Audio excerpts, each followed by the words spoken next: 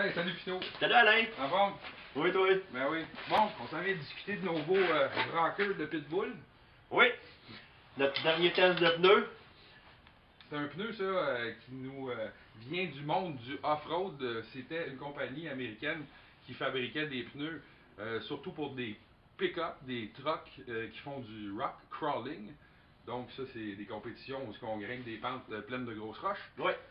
Pitbull, c'est une compagnie américaine qui faisait juste des pneus bias, donc avec une structure en corde, je pense, c'est pas des pneus renforcés en acier. Puis ils sont reconnus vraiment pour leur efficacité pour grimper sur les roches, là, dans la qualité du compound, puis tout, là, c'est un pneu qui est vraiment très bien coté. Puis ensuite, on a décidé de faire des pneus pour VTT, mais ceux-là, c'est des pneus radio. Radio 8 plis, donc d'une solidité qui est très notable. Oui. Ça va vouloir dire un flanc qui est rigide, très rigide.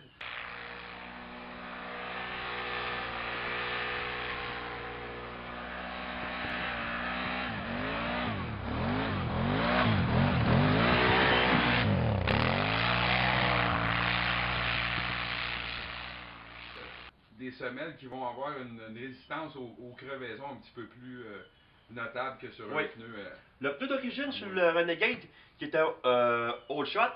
All Shot de ITP. Oui, a des crampons de demi-pouce, tandis que le Pitbull a des crampons de 1 pouce et 1 8. Si on calcule toute la différence de poids entre les All Shot d'origine et les Pitbull, on a une différence de 48 livres en plus.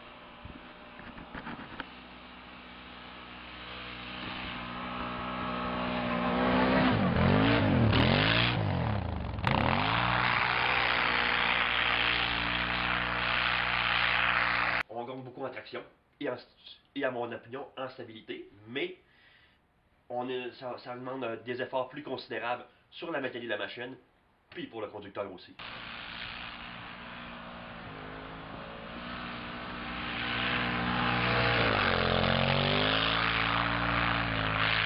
Dans certaines conditions, ça peut être un désavantage. Au niveau de la direction, on voulait avoir vraiment un bon feeling, donc on a utilisé le Renegade de base, sans assistance de la direction.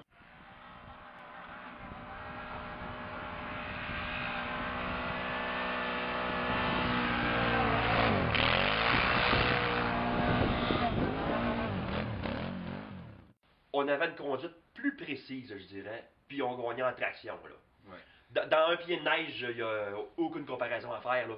Dans n'importe quelle condition, que ce soit de la terre en dessous, ou une neige molle, une neige dure, du moment là, que ça prend vraiment la traction, il y a vraiment une énorme différence. Un avantage là, incroyable.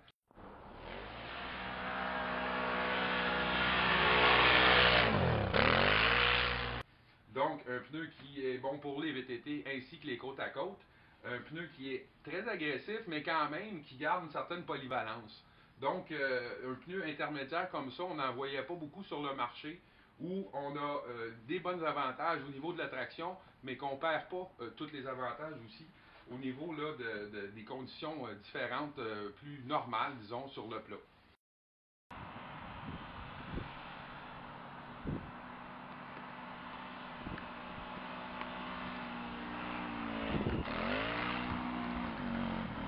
Alors, quand tu embarques sur la neige avec ça, là, sur une neige dure dans une entrée, puis tu payes sur le gaz, si tu fermes les yeux, tu ne sauras même pas que c'est la neige.